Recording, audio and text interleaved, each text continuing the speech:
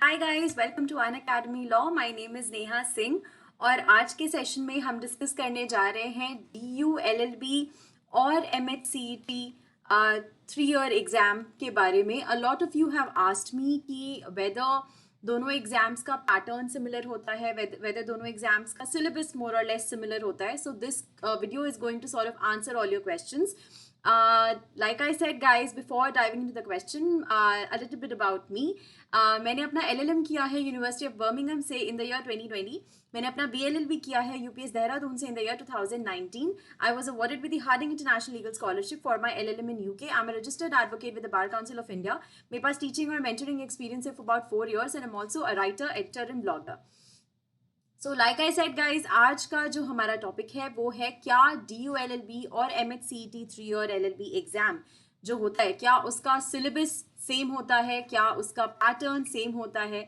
हम ये सब आज की क्लास में डिस्कस करने जा रहे हैं. तो हमारा फोकस जो है आज होगा, हम पैटर्न डिस्कस करेंगे, हम सिलेबस डिस्कस करेंगे ऑब्वियसली, एंड देन हम कुछ इंपॉर्टेंट टॉपिक्स जो दोनों एग्जाम से रिलेटेड आपको पता होने चाहिए वो हम डिस्कस करेंगे.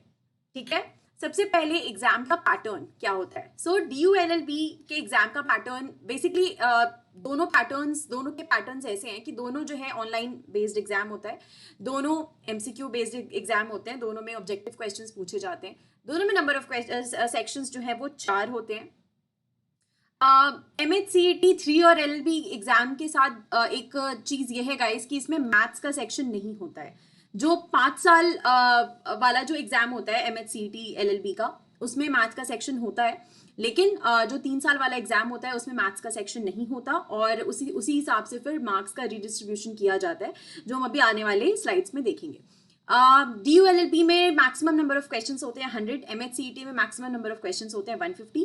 मार्किंग स्कीम है कि DU LLB के लिए आपको हर करेक्ट आंसर पे +4 मार्क्स मिलते हैं और हर गलत आंसर के लिए आपको -1 की नेगेटिव मार्किंग है. लेकिन MHCET के केस में गाइस हर करेक्ट आंसर पे आपको +1 मिलता है और नेगेटिव मार्किंग बिल्कुल भी नहीं है MHCET के एग्जाम में. So that's sort of works in your favour, because इसका ये मतलब है कि आप सारे के सारे क्वेश्चंस आप इस केस में अटेम्प्ट कर सकते हो, जबकि DU LLB के साथ ये है कि हर गलत आंसर पे आपको 1 नंबर की नेगेटिव मार्किंग है.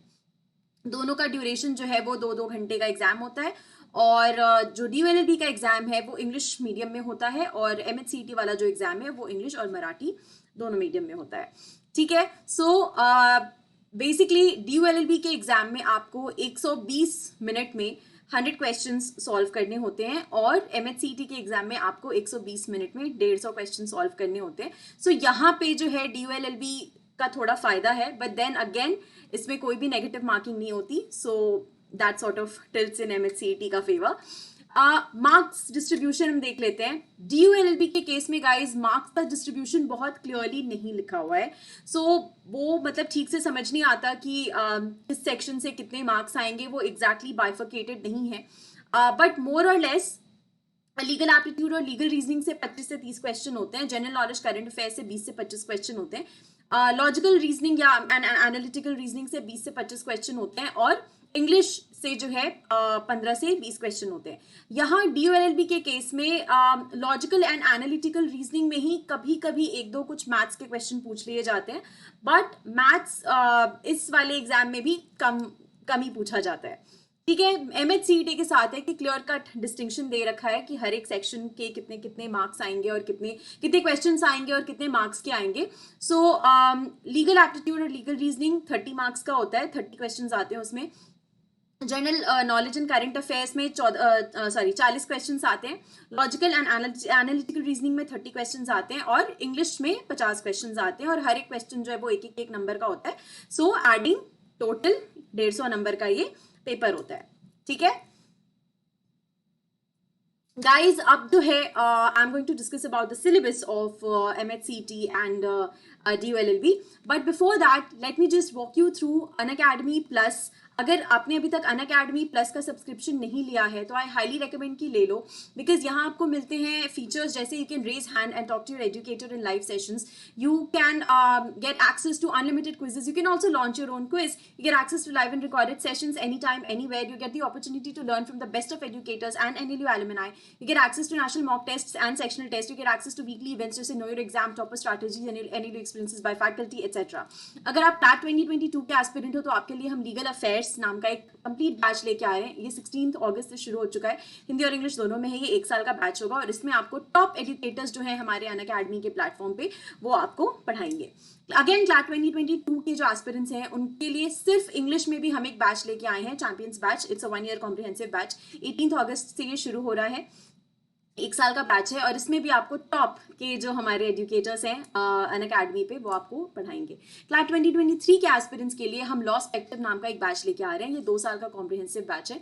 ये 20 अगस्त से शुरू हो रहा है, इंग्लिश में है ये, लाइक आई सेड 2 साल का है। एंड वंस अगेन जो टॉप जो बेस्ट एजुकेटर्स हैं हमारे प्लेटफॉर्म पे वो आपको पढ़ाते हैं। अगर आपको गाइज मेरी क्लासेस अच्छी लगती हैं तो मेरा भी एक प्लस कोर्स अभी ऑनगोइंग है, चल रहा है। इसकी क्लासेस होती हैं हर ट्यूसडे, थर्सडे और सैटरडे Unacademy Plus पे।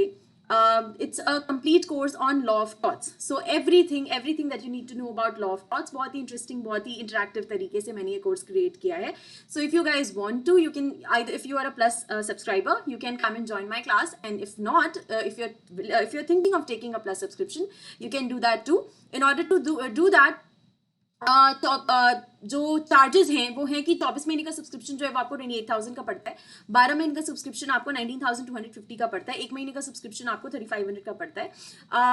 और the prices go from there, you can pick and choose whatever suits best for you. और इन प्राइसेस पे गाइज अगर आप मेरा कोड यूज करते हो, लॉयर अप मेरा कोड है, तो आपको 10% का एडिशनल डिस्काउंट भी मिलेगा। लॉयर अप मेरा कोड इसलिए है because it's inspired by the phrase suit up. Suit up का मतलब होता है to get ready, so when I say lawyer up, I want you guys to get ready to become lawyers. We've also come up with a live quiz feature on Unacademy, जहाँ you can either host a quiz and ask your friends to join, or you can join a live quiz that your educator scheduled for you. We have also come up with Unacademy Law Aptitude Test and Weekly T20 Test. ये दोनों test जो हैं they both are open for everyone. ULAT का जो test है वो हर Friday शाम 4 से 5 होता है। वीकली T20 टेस्ट जो है वो रोज होता है। ये जो है सेक्शनल टेस्ट है, सो हर एक दिन अलग अलग सब्जेक्ट्स के टेस्ट होते हैं। और ULAT के साथ है कि ये 60 मिनट्स का टेस्ट होता है फ्राइडे को 4 से 5, 60 क्वेश्चंस फॉर 60 मार्क्स। दोनों tests are open for everyone. We also come up with a bugs bounty feature जहाँ पे if you find any inappropriate content in our video तो आप उसको रिपोर्ट कर सकते हो। और if you are the first one to report a particular issue, you can claim your prize that Unacademy has for you. For more details on this, you can check out our description box. And please subscribe to our channel Unacademy Law. Comment करके give us your feedback and let us know what else you want us to do, what kind of videos you want us to make, what topics you want us to cover. And please like करो, share करो हमारे videos को, so that we get to know कि आपको हमारे videos पसंद आ रहे हैं, and it motivates us to do more. Right, coming to our topic of discussion. तो पैटर्न क्या होता है DULLB एंट्रेंस एग्जामिनेशंस का? जो पैटर्न है वो क्या होता है वो हम एक बार देख लेते हैं। लाइक आई सेड ये 4 सेक्शंस में डिवाइडेड होता है, जिसमें इंग्लिश लैंग्वेज कॉम्प्रिहेंशन एक सेक्शन होता है, जनरल नॉलेज करंट अफेयर्स एक सेक्शन होता है, एनालिटिकल एबिलिटीज इसमें बेसिकली आपका logical reasoning, analytical reasoning and sometimes maths also पूछ लिया जाता है, लीगल अवेयरनेस एंड एप्टीट्यूड। सो ये जो है 4 सेक्शंस होते हैं जिसमें आपका DULLB का एंट्रेंस एग्जाम डिवाइडेड है। इसमें इंग्लिश का जो सिलेबस है वो बेसिकली होता है कि इसमें वोकैब वगैरह पूछा जाता है, सिनोनिम्स, एंटोनिम्स, एनालॉजीज वगैरह, ग्रामर के कुछ क्वेश्चंस होते हैं, कॉम्प्रिहेंशन के क्वेश्चंस होते हैं। सो ये तो जैसे हर एग्जाम में हम इस तरह के टॉपिक्स देखते हैं वही सब यहाँ पे भी है। ग्रामर में जैसे fill in the blanks with appropriate words, ये सब टाइप के क्वेश्चंस पूछ दिए जाते हैं, करेक्ट स्पेलिंग वगैरह गेस करने के लिए पूछ दिया जाता है। उसके बाद जो हमारा जीके, करंट अफेयर्स और एनालिटिकल एबिलिटीज का जो सेक्शंस है, ये हमारे 1 2 3 सेक्शंस हो गए, इंक्लूडिंग इंग्लिश एंड ये 2 और ये 3, तो ये 3 सेक्शंस हो गए। जीके और करंट अफेयर्स में स्टैटिक जीके पूछा जाता है, जिसमें प्लेसेस, पीपल, थिंग्स वगैरह वगैरह, मतलब ये स्टैटिक जीके पूछा जाता है। और करंट अफेयर्स में बेसिकली लास्ट 1 साल का जनरली ऐसा एडवाइस किया जाता है कि लास्ट 1 साल का करंट अफेयर्स आपको पता होना चाहिए। So to be on the safe side, अगर आप 2021 में DULLB का एग्जाम दे रहे हो तो कम से कम मार्च 2020 ऑनवर्ड आपको करंट अफेयर्स पता होने चाहिए। ठीक है। उसके बाद अगर हम एनालिटिकल एबिलिटीज की बात करें तो इसमें यहाँ इट्स अ सेक्शन जहाँ पे आपको क्वेश्चंस पूछे जाते हैं रिलेटेड टू से topics like syllogism, logical sequences, analogies etcetera. अभी हम ये सारी चीजें ऊपर ऊपर से देख रहे हैं। अभी इनमें इंपॉर्टेंट कौन से टॉपिक्स हैं वो हम एक एक करके अब देखेंगे। ठीक है। और लास्ट जो DOLLB का सिलेबस है, सॉरी जो लास्ट सेक्शन है, it deals with legal awareness and aptitude. तो यहाँ बेसिकली जैसे कॉन्स्टिट्यूशनल लॉ वगैरह के क्वेश्चंस होते हैं। कॉन्स्टिट्यूशनल लॉ के क्वेश्चंस तो बहुत सारे होते हैं गाइस, ठीक है। कॉन्स्टिट्यूशनल लॉ के क्वेश्चंस, कॉन्ट्रैक्ट लॉ के क्वेश्चंस, टॉर्ट लॉ के क्वेश्चंस, सो ये सब टाइप के क्वेश्चंस जनरली पूछे जाते हैं। और एग्जैक्टली अब कौन से कौन से एग्जैक्टली आपको कौन से टॉपिक से कितना कितना क्या क्या इंपॉर्टेंट है वो अभी मैं आपको बताने जा रही हूँ। बट मोस्टली मैंने ये देखा है कि DOLLB के क्वेश्चन पेपर में generally principle fact based kind of questions, मैंने लास्ट ईयर का तो पेपर देखा था तो उसमें कम थे, मोस्टली उसमें डायरेक्ट क्वेश्चंस थे, प्रिंसिपल फैक्ट बेस्ड क्वेश्चंस कम थे। बट नहीं, मतलब फिर भी प्रिंसिपल फैक्ट बेस्ड क्वेश्चंस को प्रैक्टिस करना जरूरी है क्योंकि पूछे जा सकते हैं। So yes, that's about that. अगर हम MHCET की बात करें, MHCET की बात करें तो उसके सिलेबस को अगर हम ऊपर ऊपर से देखें तो अगेन इसमें लीगल एप्टीट्यूड, लीगल रीजनिंग में principle fact based kind of questions होते हैं।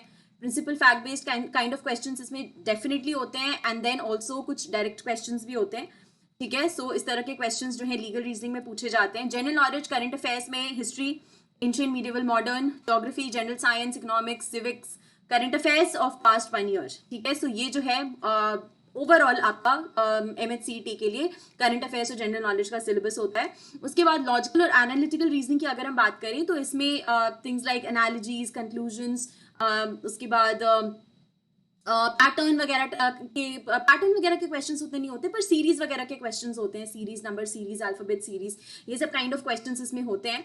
ब्लड रिलेशंस वगैरह वाले क्वेश्चंस होते हैं, सो ये सब उसके बाद डिडक्शन वगैरह वाले, इन्फ्रेंसेस वगैरह वाले क्वेश्चंस होते हैं, तो ये सब आप इसके लिए देख लेना। तो ये है। और इंग्लिश में वही वोकैबुलरी के अंदर सिनोनिम्स, एंटोनिम्स, एनालॉजीज वगैरह, उसके बाद इडियम्स एंड फ्रेजेस के क्वेश्चंस होते हैं, वन वर्ड सब्स्टिट्यूशन वाले क्वेश्चंस पूछ देते हैं। उसके बाद कुछ ग्रामर का भी आपको आइडिया होना चाहिए, जैसे कि सब्जेक्ट, वर्ब, अग्रीमेंट, फिर टेंसेस, फिर प्रेपोजिशंस, ये सब का आपको आइडिया होना चाहिए। ये सब से क्वेश्चंस आ जाता है। और इंग्लिश कॉम्प्रिहेंशन तो आता ही आता है, तो ये तो बहुत इंपॉर्टेंट है, ठीक है। अब हम कुछ इंपॉर्टेंट टॉपिक्स देख लेते हैं। जैसे मैंने इंग्लिश में ऑलरेडी आपको बता दिया है कि ये कुछ इंपॉर्टेंट टॉपिक्स हैं जो आपको इंग्लिश के केस में देख लेना है। अब बाकी जो दोनों एग्जाम्स हैं उसका मैंने लास्ट ईयर का जो क्वेश्चन पेपर है उसको थोड़ा सा एनालाइज करके I have come up with some important topics जो मुझे लगा कि बहुत बहुत इंपॉर्टेंट है, वो मैं आपको अभी बता देती हूँ। सो MHCET का जब मैंने लास्ट ईयर 3 और LLB का पेपर एनालाइज किया तो मैंने देखा कि लीगल रीजनिंग के क्वेश्चंस में like I said, constitutional law तो मतलब भरा पड़ा था, ठीक है। कॉन्स्टिट्यूशनल लॉ बहुत बहुत सारे क्वेश्चंस थे कॉन्स्टिट्यूशनल लॉ पे। सो विच मीन्स कि जो कॉन्स्टिट्यूशनल लॉ है आपका वो तो मतलब वेरी वेरी वेरी इंपॉर्टेंट है, वेरी वेरी वेरी इंपॉर्टेंट है। ये आपको बहुत बहुत अच्छे से पता होना चाहिए।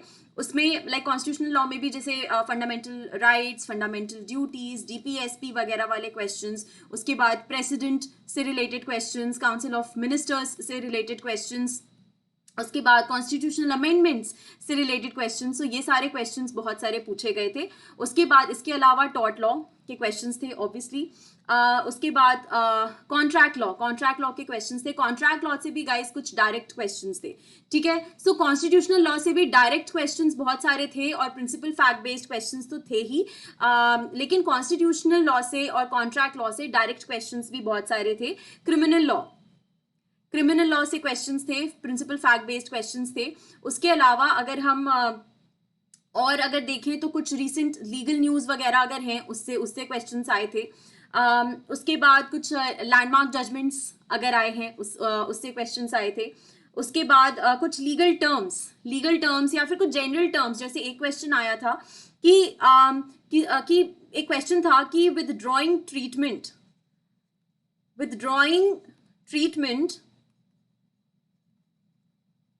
with deliberate intention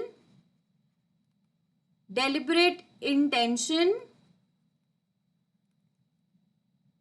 of causing a person's death, इसको क्या कहते हैं? ये क्वेश्चन आया था, ठीक है। अगर हम डेलिबरेटली किसी का ट्रीटमेंट विड्रॉ कर दें उसकी डेथ कॉज करने के लिए, तो इसको क्या कहते हैं? इसको पैसिव यूथेनेशिया कहते हैं, राइट।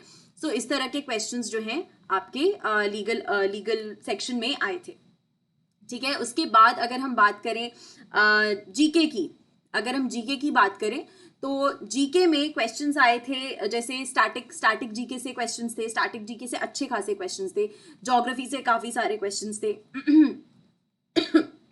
ठीक है। सो एमएचसीईटी में स्टैटिक जीके से काफी क्वेश्चंस होते हैं, डीयूएलएलबी में स्टैटिक जीके से अब थोड़े कम क्वेश्चंस आने लगे, बट एमएचसीईटी में ज्योग्राफी रिलेटेड क्वेश्चंस थे, हिस्ट्री रिलेटेड क्वेश्चंस थे, उसके बाद साइंस से रिलेटेड क्वेश्चंस थे, फिर उसके बाद इंपॉर्टेंट डेट्स वगैरह वाले क्वेश्चंस थे कि नेशनल डॉक्टर्स डे कब सेलिब्रेट होता है, नेशनल साइंस डे कब सेलिब्रेट होता है। सो इस तरह के क्वेश्चंस पूछे गए थे।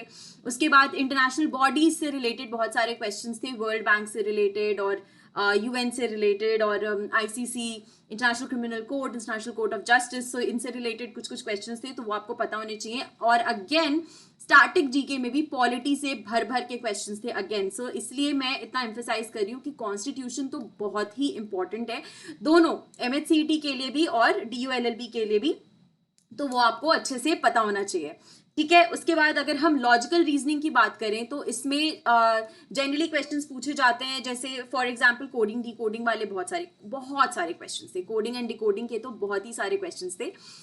उसके बाद सिलोजिज्म्स के क्वेश्चन थे, उसके बाद क्वेश्चंस थे स्टेटमेंट एंड कंक्लूजन वाले, ठीक है, स्टेटमेंट एंड कंक्लूजन वाले क्वेश्चंस थे। उसके बाद क्वेश्चंस थे series both number and later वाले क्वेश्चंस थे। तो ये इस तरह के क्वेश्चंस बहुत पूछे गए थे। इसमें जनरली वो राउंड टेबल अरेंजमेंट और ब्लड रिलेशंस वगैरह वाले क्वेश्चन इसमें उतने नहीं पूछे गए थे, लेकिन ये डीयूएलएलबी के पेपर में इस तरह के क्वेश्चंस बहुत पूछे जाते हैं, ठीक है। उसके बाद अगर हम इंग्लिश की बात करें तो इंग्लिश में इंपॉर्टेंट चीजें जो आपकी हैं, जो आपको ध्यान रखनी चाहिए, वो है, let me just switch to some other colour, हाँ, वो है जैसे वोकैबुलरी, ऑब्वियसली वोकैबुलरी पूछते हैं, सिनोनिम्स एंटोनिम्स पूछते हैं, सो आपको वोकैबुलरी आनी चाहिए। सिनोनिम्स एंटोनिम्स ये पूछते हैं, सो ये आपको आना चाहिए अच्छे से। उसके अलावा पूछते हैं वन वर्ड सब्स्टिट्यूशन के डायरेक्ट बहुत सारे क्वेश्चंस होते हैं। सो एक ग्रुप ऑफ वर्ड्स दे दिया जाता है और उसमें कहा जाता है कि इसको किसी एक वर्ड से सब्स्टिट्यूट करो। सो वन वर्ड सब्स्टिट्यूशंस वाले क्वेश्चन, इडियम्स वाले क्वेश्चन होते हैं, बहुत सारे मुहावरे, बहुत सारे क्वेश्चन होते हैं। उसके बाद कुछ जो है ग्रामर से रिलेटेड, जैसे मैंने पहले ही बताया कि जैसे प्रेपोजिशन, सब्जेक्ट वर्ब अग्रीमेंट और टेंसेज, ये सब से रिलेटेड कुछ क्वेश्चंस पूछ दिए जाते हैं, सो वो आपको पता होने चाहिए, वो fill in the blanks type of question में पूछ दिए जाते हैं। उसके बाद ऑब्वियसली कॉम्प्रिहेंशन तो है ही इंपॉर्टेंट, सो कॉम्प्रिहेंशन आपको आना चाहिए डेफिनेटली। उसके बाद और पूछते हैं आपसे हाँ, फिर पूछते हैं questions like fill in the blanks with most appropriate word, तो इस तरह के क्वेश्चंस आए थे विथ मोस्ट अप्रोप्रिएट वर्ड, तो इस तरह के क्वेश्चंस आपसे पूछते हैं। उसके बाद उसके बाद करेक्ट स्पेलिंग गेस करने को कहा था, तो इस तरह के क्वेश्चन जो हैं आपसे इंग्लिश में पूछे जाते हैं। So you need to prepare yourself accordingly, ठीक है। So this is all about, I think MHCET का मैंने सब कुछ आपको समझा दिया।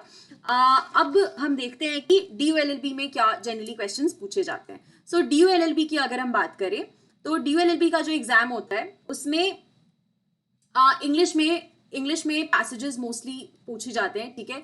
डीयूएलएलबी की अभी हम बात करें, सो इंग्लिश में पैसेजेस पूछे जाते हैं, और पैसेजेस भी इसमें कुछ टेक्निकल पैसेजेस पूछ दिए जाते हैं गाइस। जैसे फॉर एग्जांपल इंग्लिश में लास्ट ईयर नेचुरल लॉ का पैसेज पूछ दिया गया था, ठीक है। ये जूरिस्प्रूडेंस का टॉपिक है जो हम ऐसे जब हम अपनी तैयारी करते हैं तो हम नहीं पढ़ते हैं, बट इससे जो है एक पैसेज पूछ दिया गया था, बट ठीक है, मतलब कुछ ऐसे घबराने वाली बात नहीं है, जो भी उसका आंसर था वो उस पैसेज में ही था। So it was just to sort of throw you off guard. But उसके बाद का जो पेपर था वो sort of सिंपल सा ही था, बहुत मुश्किल नहीं था. अभी जैसे इंग्लिश में हमने पैसेजेस की बात की, जीके में अगर हम आए तो जीके में current affairs, obviously current affairs पूछे गए थे. और करंट अफेयर्स में मोस्टली यहाँ पे अवार्ड्स एंड प्राइजेस पे बहुत ज्यादा फोकस था. जैसे नोबेल अवार्ड्स किसको किसको मिले हैं, ठीक है, ये नोबेल प्राइजेस किसको किसको मिले हैं, ठीक है. तो इससे रिलेटेड क्वेश्चंस थे. उसके बाद there were questions about grand slam किसने कब इस जैसे लास्ट ईयर किसने ग्रैंड स्लैम जीता है, इससे रिलेटेड क्वेश्चन थे. फिर था सपोज लाइक भारत रत्न किसने जीता है, इस तरह के क्वेश्चंस थे. उसके बाद था राजीव गांधी खेल रत्न अवार्ड किसने जीता है. Also while we are at it guys, a quick question for you कि राजीव गांधी खेल रत्न अवार्ड का अभी रिसेंटली नाम चेंज किया गया है.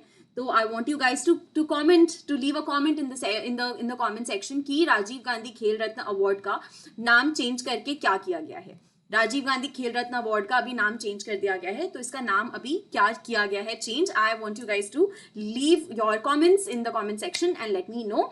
और हाँ, तो मतलब जब हम जीके की बात करें ना, तो डीयू के केस में इस तरह के क्वेश्चंस बहुत पूछे गए थे लास्ट ईयर का, अगर हम पेपर देखें. उसके अलावा इकोनॉमी वगैरह से रिलेटेड बहुत क्वेश्चंस पूछे गए थे, मतलब इंडिया का इकोनॉमिक आउटलाइन कैसा है. उसके बाद इंटरनेशनल न्यूज़ बहुत सारे थे. International news about international bodies, बहुत सारे क्वेश्चंस पूछे गए थे. एंड फिर स्टैटिक जीके से ज्यादा क्वेश्चन नहीं था, बस एक क्वेश्चन था स्टैटिक जीके से जो मुझे दिखा. इट वाज अबाउट कि मोहिनी अट्टम जो है वो कौन से स्टेट का डांस फॉर्म है. सो स्टैटिक जीके से बस एक क्वेश्चन दिखा मुझे. सो स्टैटिक जीके उतना इंपॉर्टेंट नहीं है. बट अगेन DU-LLB के भी एग्जाम के लिए कॉन्स्टिट्यूशन तो बहुत ही इंपॉर्टेंट है. Constitution is very very very very very important, both MHCET के एग्जाम के लिए और DU-LLB के एग्जाम के लिए. सो लास्ट ईयर इसमें क्वेश्चन पूछे गए थे, जैसे रिट्स से रिलेटेड कॉन्स्टिट्यूशन की अगर हम बात करें तो क्वेश्चन पूछे गए थे, रिट्स से रिलेटेड क्वेश्चंस पूछे गए थे. उसके बाद पूछा गया था इमरजेंसी प्रोविजंस से रिलेटेड क्वेश्चंस पूछे गए थे. उसके बाद पूछा गया था इंपॉर्टेंट जजमेंट्स, ऑब्वियसली वो तो हमें वैसे भी पता होने चाहिए. सो इंपॉर्टेंट जजमेंट्स जो है वो पूछे गए थे. उसके बाद सिटीजनशिप से रिलेटेड कुछ क्वेश्चंस पूछे गए थे. सिटीजनशिप के जो प्रोविजंस हैं हमारे कॉन्स्टिट्यूशन में, उससे रिलेटेड क्वेश्चंस पूछे गए थे. गवर्नर, प्रेसिडेंट वगैरह के पावर्स, जैसे पार्डनिंग पावर वगैरह उनका क्या है, इससे क्वेश्चंस पूछे गए थे. उसके बाद पूछा गया था कि प्रियम्बल से रिलेटेड क्वेश्चंस पूछे गए थे. सो कॉन्स्टिट्यूशन से भी बहुत सारे अच्छे क्वेश्चंस पूछे गए थे. So constitution is very very very important. उसके अलावा अगर हम लीगल सेक्शन की भी बात करें तो क्रिमिनल लॉ से बहुत सारे क्वेश्चंस पूछे गए थे, ठीक है. सो क्रिमिनल लॉ जो है अगेन बहुत इंपॉर्टेंट है. क्रिमिनल लॉ से बहुत सारे क्वेश्चंस पूछे गए थे. किस तरह के क्वेश्चंस पूछे गए थे कि कौन से किसी क्राइम में मेंस रिया, मतलब जैसे 4 ऑप्शंस दे दिया कि मेंस रिया कौन से क्राइम में नहीं चाहिए होता है. उसके बाद रेप प्रोविजन से रिलेटेड क्वेश्चंस पूछे गए थे. फिर पूछा गया था, एक क्वेश्चन था कि रेयरेस्ट ऑफ रेयर केस वाला जो डॉक्ट्रिन है कि डेथ पेनल्टी सिर्फ रेयरेस्ट ऑफ रेयर केसेस में दी जाती है, वो कौन से केस से आया था. उसके बाद सेक्शन 377 जिसका जो वो पार्ट डिक्रिमिनलाइज हुआ है, जो कंसेंटिंग होमोसेक्सुअल एडल्ट्स के बीच अगर इंटरकोर्स हो रहा है तो उसको डिक्रिमिनलाइज करता है. तो सेक्शन 377 का वो जो पार्ट डिक्रिमिनलाइज हुआ है वो कौन से जजमेंट से डिक्रिमिनलाइज हुआ है, उससे रिलेटेड क्वेश्चंस थे. उसके बाद जनरल एक्सेप्शंस, प्राइवेट डिफेंसेस से रिलेटेड बहुत सारे क्वेश्चंस थे, ठीक है. General exceptions and private defence, so ये सब से रिलेटेड बहुत सारे क्वेश्चंस थे. तो ये सारी जो चीजें हैं वो आपको अच्छे से पता होनी चाहिए, ठीक है. तो ये रही क्रिमिनल लॉ की बात. इसके बाद अगर हम देखें फैमिली लॉ से भी क्वेश्चंस थे, अच्छे खासे क्वेश्चंस थे. मुस्लिम लॉ से बहुत सारे क्वेश्चंस थे. उसके बाद हिंदू मैरिज एक्ट से क्वेश्चंस थे, हिंदू मैरिज एक्ट से, फिर हिंदू सक्सेशन एक्ट से, हाँ, सो हिंदू मैरिज एक्ट से, हिंदू सक्सेशन एक्ट से क्वेश्चंस थे. अडॉप्शन वगैरह के बारे में क्वेश्चंस थे. सो फैमिली लॉ से जो है वो इस तरह के क्वेश्चंस पूछे गए थे.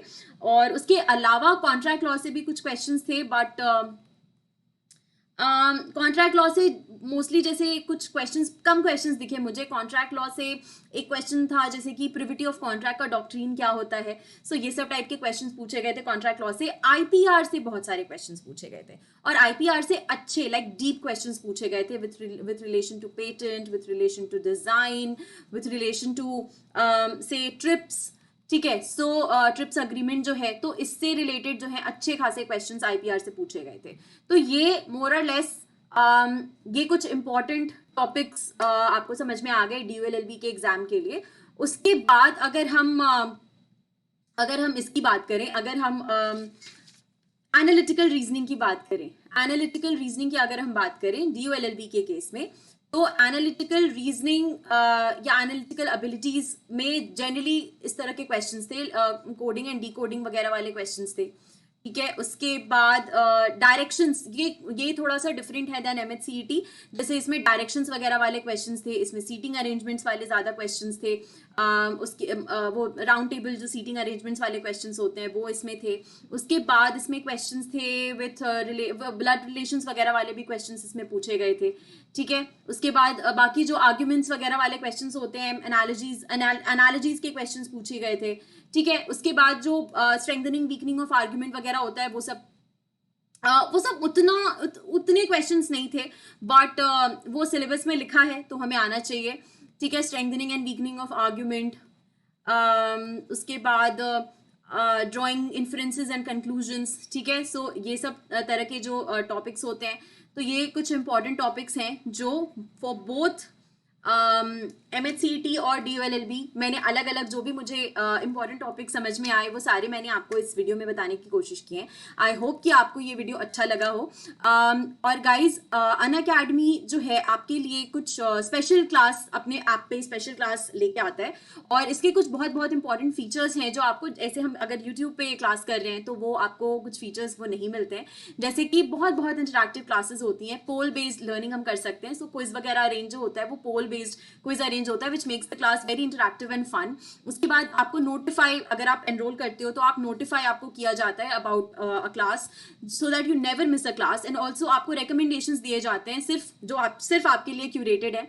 उसके बाद आप लेक्चर नोट्स डाउनलोड कर सकते हो, or you can get access to recorded sessions of live classes, and also you can watch those classes anytime anywhere on your any of your devices, ठीक है। सो मेरी स्पेशल क्लासेस जो है कल 18th